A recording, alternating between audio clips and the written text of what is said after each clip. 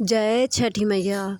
दोस्तों, आज हम आप लोगों को छठ पूजा के महत्व के बारे में बताते हैं और साथ ही यह इसकी शुरुआत कहाँ से हुई और क्या है इसकी मान्यता। आइए चलते हैं।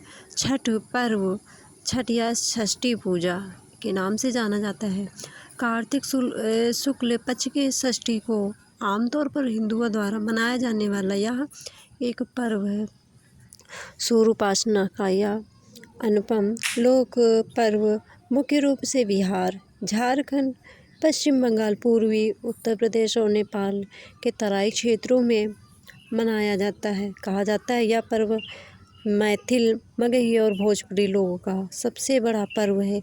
यह उनकी संस्कृति है। छठ पर्व बिहार में बड़े धूमधाम से एक तो उल्लास के साथ मनाया जाने वाला यह महापर्व है। यह पर्व बिहार या पूरे भारत का एकमात्र पर्व है जो वैदिक काल से चला आ रहा है और अब तो यह बिहार की संस्कृति बन चुका है। यह पर्व बिहार के वैदिक आर्य संस्कृति की एक छोटी सी झलक दिखाता है। यह पर्व ऋग्वेद में वर्णित सूर्य पूजन एवं उषा पूजन तथा आर्य परंपरा के अनुसार मनाया जाने वाला यह पर्व है। बिहार में इस पर्व को इस्लाम सहित अन्य धर्मावलंबी भी मनाने इस समय जो मनाते हैं तो वह हिंदू हो या किसी भी धर्म के लोग यह पर्व बड़ी हर्ष और उल्लास के साथ मनाते हैं और पूरे देश में यह एक ऐसी जो व्रत है तो यह सर्वोत्तम, इसका महत्व काफ़ी अच्छा माना जाता है। धीरे धीरे यह त्यौहार प्रवासी भारतीयों के साथ साथ विश्व भर में प्रचलित हो गया। छठ पूजा सूर्य, प्रकृति, जलवायु और उनकी बहन छठी मैया को समर्पित है ताकि उन्हें पृथ्वी पर जीवन की देवताओं को बहाल करने के लिए धन्यवाद है। छठी मैया जिसे मिथिला में रनवे माई भी कहा जाता है, भोजपुरी में सविता माई और बंगाली में रनवे ठाकुर बुलाया जाता है। पार्वती का छठा रूप भगवान सूर्य की बहन छठी मैया को त्योहार की देवी के रूप में पूजा जाता है। यह चंद्र के छठे दिन काली पूजा के 6 दिन बाद छठ मनाया जाता है। मिथिला में छठ के दौरान मैथिल महिलाएं मिथिला की शुद्ध पारंपरिक संस्कृति को दर्शाने के लिए बिना सिलाई के शुद्ध सूती धोती पहनती है। त्यौहार के अनुष्ठान कठोर हैं और काफ़ी कठिन माने जाते हैं और यह 4 दिनों तक चलने वाला महाव्रत जो माना जाता है। इनमें पवित्र स्नान, उपवास और पीने के पानी व्रत से दूर रहना, लंबे समय तक पानी में खड़ा होना और प्रसाद का तौर पर और अर्घ देना शामिल है। परिवर्तन नामक मुख्य उपासक संस्कृत पर्व से जिसका मतलब अवसर या त्यौहार है। आमतौर पर महिलाएं होती हैं, हालांकि बड़ी संख्या में पुरुष इस उत्सव का भी पालन करते हैं क्योंकि छठ लिंग विशिष्ट त्यौहार नहीं है। छठ महापर्व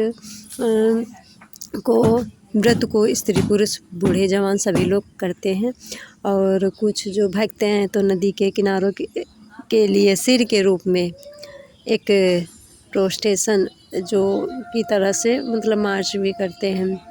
तो यह कार्तिक मास की अमावस्या को दिवाली के बाद जो मनाया जाने वाला है यह 4 दिवसीय जो व्रत है तो सबसे कठिन और सबसे पवित्र माना जाने वाला है जो छठी पूजा है। तो छठ का पूजा जो होती है साल में 2 बार होती है, एक चैत मास में और दूसरा कार्तिक मास शुक्ल पक्ष की चतुर्थी तिथि, पंचमी तिथि, षष्ठी और तिथि और सप्तमी तिथि तक मनाया जाता है। षष्ठी देवी जो माता कात्यायनी माता के नाम से भी जाना जाता है। नवरात्र के दिन में हम षष्ठी माता की पूजा करते हैं। षष्ठी माता की पूजा घर परिवार के सभी सदस्यों की सुरक्षा एवं स्वास्थ्य लाभ के लिए करते हैं। षष्ठी माता की पूजा, सूरज भगवान और माँ गंगा की पूजा देश में एक लोकप्रिय पूजा मानी जाती है। यह प्रकृति, सौंदर्य और परिवार के कल्याण के लिए की जाने वाली एक महत्वपूर्ण पूजा है। इस पूजा में गंगा स्थान या नदी तालाब जैसे जगह होना अनिवार्य होता है। यही कारण है कि छठ पूजा सभी नदी तालाब की साफ सफाई किया जाता है और नदी तालाब को सजाया जाता है। प्राकृतिक सौंदर्य में गंगा मैया या नदी तालाब इसका मुख्य स्थान होता है। भारत में छठ सूर्य उपासना के लिए प्रसिद्ध पर्व है। मूलतः सूर्य षष्ठी जो व्रत होने के कारण छठ कहा जाता है। यह पर्व वर्ष में 2 बार मनाया जाने वाला है। तो ऐसी मान्यता है कि जो स्त्री पुरुष मतलब यह जो व्रत रहता है तो वह उसकी जितनी भी मनोकामनाएं होती हैं तो वह पूरी होती हैं। एक मान्यता के अनुसार छठ व्रत की उत्पत्ति से जुड़ी कुछ कथाएं आप लोगों को बताते हैं कि राजा जो प्रिय व्रत श्री राम द्रौपदी से जुड़ी हैं। इन पौराणिक प्रसंगों में सूर्य पूजा, षष्ठी तिथि और षष्ठी मैया की कृपा का उल्लेख मिलता है। तो आज ऐसी है आप लोगों को कुछ जो पौराणिक कहानियाँ हैं कि इसकी शुरुआत कैसे होती है इसके बारे में हम बताते हैं। छठ पूजा सिर्फ सूर्यदेव भगवान की उपासना नहीं बल्कि यह एक लोक आस्था, पौराणिक मान्यताओं और विश्वास का संगम है। इस व्रत की शुरुआतों को लेकर कई कहानियाँ प्रचलित हैं जिनमें द्रौपदी, सुकन्या और नागी कन्याओं की कथाएँ शामिल हैं। बिहार, झारखंड और पूर्वी उत्तर प्रदेश में छठी मैया की पूजा लोकगीतों और रीति रिवाजों के साथ ही की जाती है।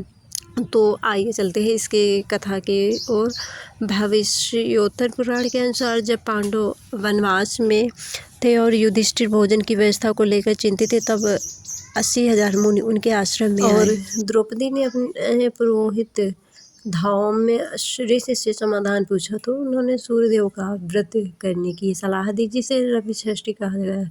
यही व्रत आगे चलकर छठ पूजा के रूप में लोक परंपरा में शामिल हो गया। कर्ण की श्रद्धा वही दानवीर कर्ण को सूर्य उपासना का प्रथम साधक माना जाता है। वह रोज सुबह नदी में स्नान कर सूर्य को अर्घ्य देते थे। उनकी दिनचर्या से ही सूर्य पूजा की परंपरा शुरू हुई। राजा प्रियव्रत और षष्ठी मैया की कृपा। एक कथा के अनुसार राजा प्रियव्रत और रानी मालिनी संतान सुख से वंचित थे। उन्होंने महर्षि कश्यप के मार्गदर्शन में यज्ञ किया। यज्ञ के उपरांत बाद रानी गर्भवती हुई लेकिन मृत पुत्र को जन्म दिया। दुखी राजा ने जीवन त्यागने का निर्णय लिया। तभी एक दिव्य देवी प्रकट हुई और कहा, मैं ब्रह्मा की पुत्री और श्रेष्ठ की षष्ठी शक्ति हूँ। मुझे षष्ठी देवी या षष्ठी मैया कहा जाता है। देवी ने राजा से पूजा का आग्रह किया। राजा ने कार्तिक शुक्ल षष्ठी को विधिवत पूजा की और उन्हें पुत्र रत्न की प्राप्ति हुई। कहा जाता है कि तभी से षष्ठी मैया की पूजा की परंपरा शुरू हुई। और श्री राम और सीता की सूर्य पूजा। त्रेता युग में लंकापति रावण का वध करने के बाद भगवान श्री राम को ब्रह्मा हत्या का पाप लगा। ऋषि दल ने उन्हें कार्तिक शुक्ल षष्ठी को सूर्यदेव की पूजा करने का उपाय बताया। श्री राम और माता सीता ने 6 दिन तक ऋषि के आश्रम में ठहर कर विधिवत पूरा सूर्य पूजा की मान्यताओं के अनुसार यही परंपरा आगे चलकर छठ पर्व के रूप में लोक आस्था में शामिल हो गई।